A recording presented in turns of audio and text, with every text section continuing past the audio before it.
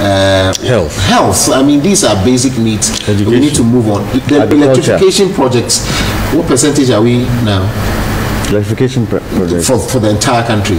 I'm not too sure, but I think most of the, you see, one of the challenges we have with the electrification has got to do with the grid-co side of things, where if you do not get the right kinds of cables to extend the electricity from south to north, then you get deficiencies as the electricity gets there. That's why the energy minister decided to send, the car power to Ashanti, which makes it easier to maintain the velocity of the power that gets into the north. No, so what I'm asking is that what's the percentage of everyone getting? You mean electricity coverage in Ghana? Electricity coverage in Ghana. Not too sure. Currently, I think it's about 80%. It's not hovering around 80. Yes, 80%. It's about 87%. No, but let me tell you, it is still what we have in Ghana. It's one of the highest on the continent. Yes. I mean, I'm telling you, for many African countries, you find electricity at the main towns. Remember, no, but I mean, I'm saying that we are doing well. I mean, let us, in spite of our challenges, in spite of our difficulties, in spite of everything, let us at least appreciate where we've got to. We can talk about it, but people who might not have. Remember, we've had challenges with hydro. If hydro was 100%, then probably we'd be able to cover and even cover more. But we've had problems both with Akosombo and Bui in terms of water containing in the dam. So we've had to revert to fossil fuel, which sometimes can be expensive. That's why we think government should take its foot off this stopping of renewable energy, because the solar industry now is going through challenges because government is not opening up for new solar contracts or new solar companies to come in and produce, solar. But as I said, there has to be a policy where we convert, because nearly 75% of electricity goes to residential. We need to be able to change that, where solar is more on the residential side and the conventional electricity is more on the commercial side. And by so doing, you churn out more revenue through the commercial side than residential. And so then we can come back and see whether those revenues are being used for the right purpose. And that is the challenge. That's another discussion, because I'm too sure if they were using it, we will not be challenged. That's why as much as I agree that we are doing better than other countries, we have what it takes to even go further. Just a minute. But don't forget that on the maintenance side, we also have challenges with revenue in terms of maintaining, because revenue doesn't flow as easily as we would have wanted in terms of the maintenance side. So all these blockages can create the type of enlargement we want for electricity. I see. One thing a lot of people too also do not seem to factor in is that in some of the communities, and you'll be surprised that sometimes it's even the lower down communities, Zongo areas, and many areas, not just Zongo, everywhere, but all over in the cities and towns, you have some domestic wiring that is not the best and ends up draining a lot of power. It's not properly earthed. The distribution system, the way the wiring has been done, is so poor, and that it consumes a lot of power. And by who did that? You see, ECG has accredited electrical engineers who have the accreditation to do on their behalf. No, domestic wiring. Okay. Apart from, they have the higher levels. When power is being sent, maybe somebody is installed a transformer or something like that, they are engineering companies. So some of them do shoddy works? No. Those ones, in fact, before you even handle such equipment, but I'm talking about the domestic wiring. Domestic. Somebody just calls an electrician. Oh, you mean that? Oh. Who just comes with some cable, he makes a list. I need these cables. And he just wires them. Oh, okay. You see? And I'm saying that some of those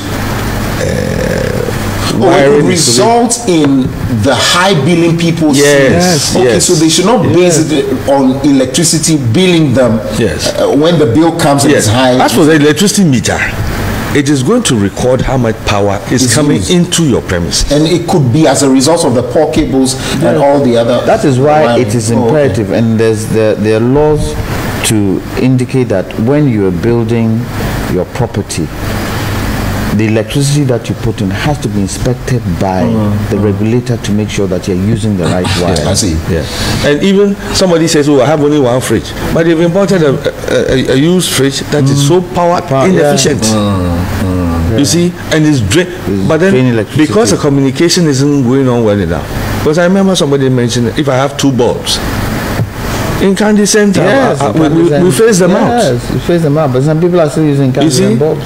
We should be using LED. And there's been a lot of talk also, questions about whether or not some of these fridges which have the indication as efficient, I mean, whether they are. No. The ones, you see, the modern ones have a grading. Oh, yes. They have a grading and they are very efficient. All right, so that's that. I wanted to ask you, so when the man was speaking about using wind and other forms of the energy, you were shaking your head, said, yes, Ghana does not. Well, I was walking through Spinters the other day, so I was having some wind. That cannot be that. I'm sorry. Look, where wind is concerned, the major place where we've got a huge velocity of wind is Aflao Lome border. Oh, I see. That area. If you mount a wind turbine there to now pull electricity and then Adan, these are the 2 major areas. The electricity that it will generate, you cannot take it up to Ashanti. So he has to feed. He has to feed just that area. We should be able to do that, right? Yeah, but then it's not cost effective. Oh, really? It's not cost effective. How much tariff are you going to collect? Exactly. What's the tariff you're going to collect on that? From those people? Yes. The tariff should be such that because you're producing it for the entire country, the tariff can come down. But you'll be producing it for just a small area. The cost of maintenance and all that is high where that is concerned. Maybe, and unfortunately, our seas aren't that calm. But when you go to European countries, you see they have wind farms in the sea. Ours is not so because of the roughness of our sea.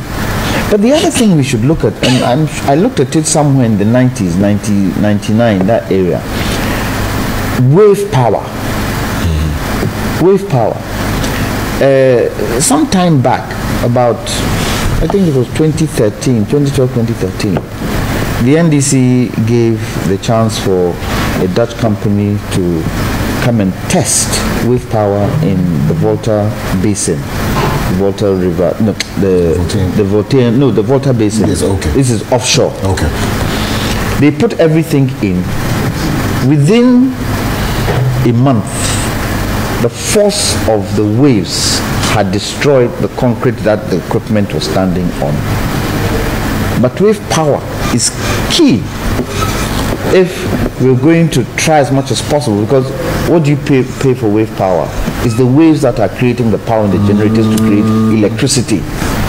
But the velocity of the waves on our coastal area is very, very high. Why? I'm too sure a lot of people. Why? It's what we have. Look, I'm not sure whether you've gone to Bahamas before. Oh, obviously not. I have been. The confluence, when you see the Caribbean Sea, where the Caribbean Sea meets the Atlantic Ocean, boy. When you stand there, you see the 2 seas. One is very calm, one is very rough on that confluence. It's amazing. So the Atlantic Sea is not the kind of sea that is easy, that is a calm sea. I see. It is a ferocious sea. That's why some of us feel the day we get a tsunami in West Africa, it will destroy so many things because of the force of the sea. And so some of these things, wave power can sometimes be difficult. Maybe we can try wave power more on the, is it the eastern coast, that is the western region, because as you see, a lot of the oil infrastructure is in that area because the sea is much calmer. Although yes, it's still, that is where the oil is.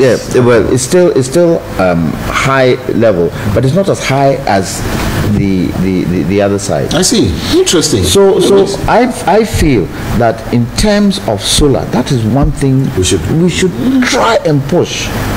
I would love it if government came with a policy and said, from this point on, every new building that comes up should have a solar panel. It would be great. I once lived in the Solomon Island, and there. Where's Solomon Island? It's in the South Pacific. South Pacific. Okay. And homes are not allowed to have water heaters. Because water heaters consume a lot of electricity. So all water heaters are solar powered. I see. So you stand somewhere, and even simple homes, they have the solar heater. I see. On the rooftop. Israel is the same. As much as I'm learning, I'm also tapping into your anointing as well. One day I want to sit like, I was in the Bahamas over the weekend, and then I went last weekend also to Solomon Island. Anyway, let's go on. Let's make it's a feature of age. No, but there are a lot of people who have not gone into. They've not gone into Togo.